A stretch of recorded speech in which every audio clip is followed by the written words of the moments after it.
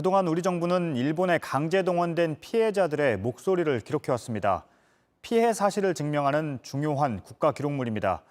그래서 JTBC는 국가기록원에 이 기록물들을 공개해달라고 요청했습니다. 그런데 많은 중요 기록물들이 사라진 걸로 확인됐습니다. 많은 피해자가 이미 세상에 없기 때문에 다시 기록할 수도 없습니다. 하혜빈 기자입니다.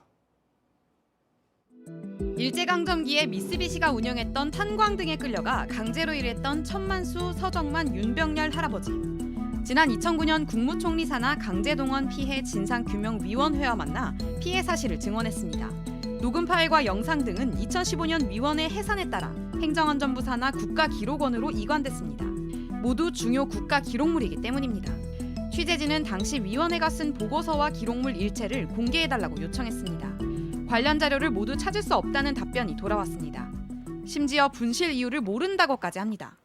윤병렬, 서정만, 천만수 세 분은 감이 없는데요. 저희가 지금 녹음 파일을 못 찾았어요. 이유를 잘 모르겠어요. 현재 세 할아버지는 모두 세상을 떠나 다시 면담할 수도 없는 상황입니다.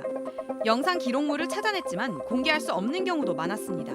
증언 내용을 공익 목적으로 활용해도 된다는 동의서가 있는지 확인되지 않기 때문입니다. 기본적으로 원칙은 서명을 받는 거였고 그 서명 받는 장면까지도 녹화를 하는 거였는데 그 동의서를 무한한 동의자 저장한 적이 있는데 그게 이제 통째로 날아가 버린 상태인 것 같고요. 그나마 남아있는 기록물엔 조사 당시 준비가 허술했던 정황이 고스란히 담겨 있습니다. 윤종하. 네, 윤종하. 테이프를 마보다? 늘려놨어, 길게.